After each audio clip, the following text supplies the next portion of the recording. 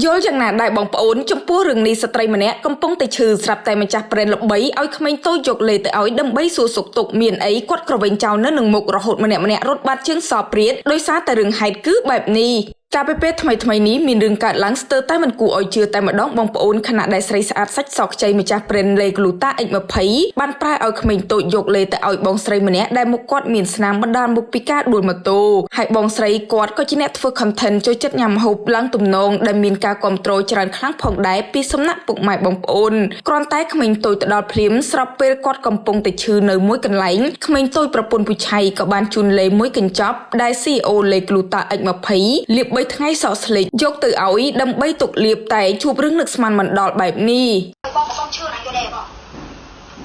ចង់និយាយថាមនុស្សឈឺយកខាងយកអីមកបងថាទេយកលេមកចាំអញទៅមើលបងមើលមកអត់ស្បាយចិត្តទេបងអញយកលេបងត្រូវបងអត់ស្បាយចិត្តខ្ញុំឃើញវីដេអូហ្នឹងខ្ញុំនិយាយមែនខ្ញុំហួសចិត្តខ្ញុំអត់នឹកស្មានថាគាត់យកវីដេអូហ្នឹងទៅផុសខ្ញុំនិយាយមែនខ្ញុំឈឺខ្ញុំអត់ដឹងថាម្ចាស់ប្រេនលេក្លូតាហ្នឹងគឺគាត់ឲ្យគាត់នឹងយកលេមកឲ្យខ្ញុំមែនឬក៏មិនទេខ្ញុំអត់ដឹងទេតែខ្ញុំដឹងថាខ្ញុំឆ្ងល់ខ្ញុំហួសចិត្តមែនតើបងប្អូនទាំងអស់គ្នាខ្ញុំហួសចិត្តខ្ញុំកំពុងឈឺហើយខ្ញុំកំពុងឈឺហេតុអីបានគាត់ត្រូវយកលេមកឲ្យខ្ញុំឥឡូវជួយពិចារណាមើល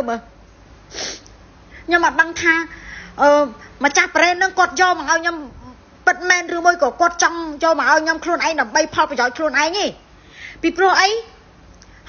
ពូឆៃហ្នឹងគឺគាត់អត់នៅផ្ទះទេពូឆៃទៅថតនៅកប៉ោតហើយចំណែកឯម្ចាស់ប្រេនគឺគាត់អត់បាននៅផ្ទះទេ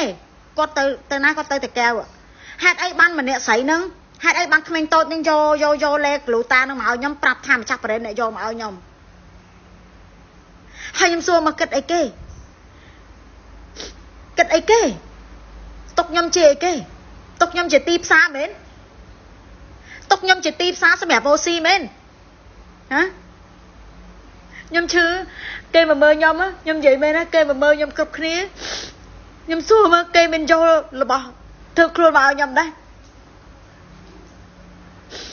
បើស្រឡាញ់រាប់អានខ្ញុំមែនណាសូមកុំគិតផលប្រយោជន៍ខ្លួនឯងចំណែកឯម្ចាស់ប្រេនលេក្លូតាដែលកំពុងតែផ្ទុះនៅលើទីផ្សារនឹងមានអ្នកត្រូវរង្វាន់ជាហូរហែឃើញបែបនេះហើយនោះគាត់ក៏មានការហួសចិត្តជាខ្លាំងមិននឹកស្មានថាភាពច្រឡំរបស់គាត់ខំអាណិតស្រឡាញ់ទៅកាន់ស្ត្រីរូបនោះបែរជាទទួលបានមុខវិញនៅទង្វើបែបនេះរហូតដល់ម្ចាស់ប្រេនរូបនេះសម្រេចចិត្តចេញវីដេអូឆ្លើយតបឥតលាក់លៀមតែម្ដងបងអូនជួយស្ដាប់ហើយជួយគិតណាហើយខមមិនថាខ្ញុំខុសឬក៏គេខុស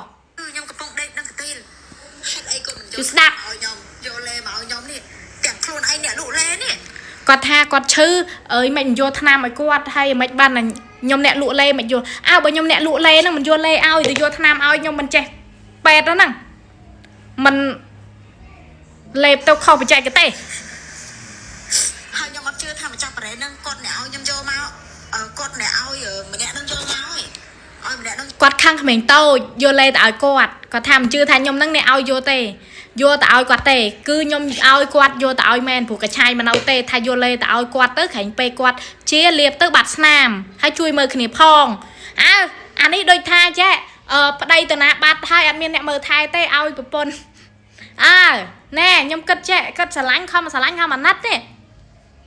ឡូវមកធ្វើយប់មិនសេសាលហេមហាមអត់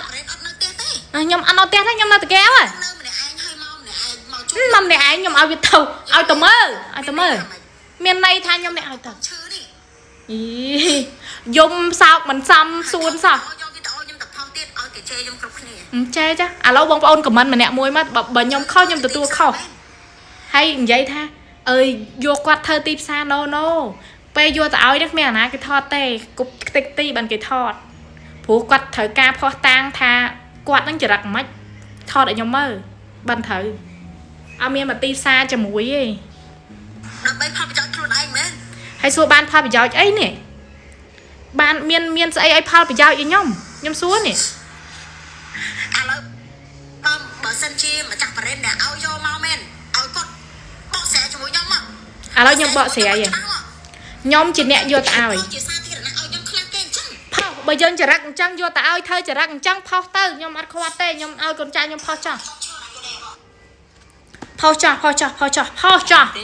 bà nhom khóc nhom tụi tua khóc tay bà nhom ăn khóc té cứ nhom tụi tua là khóc té chẳng á mong ôn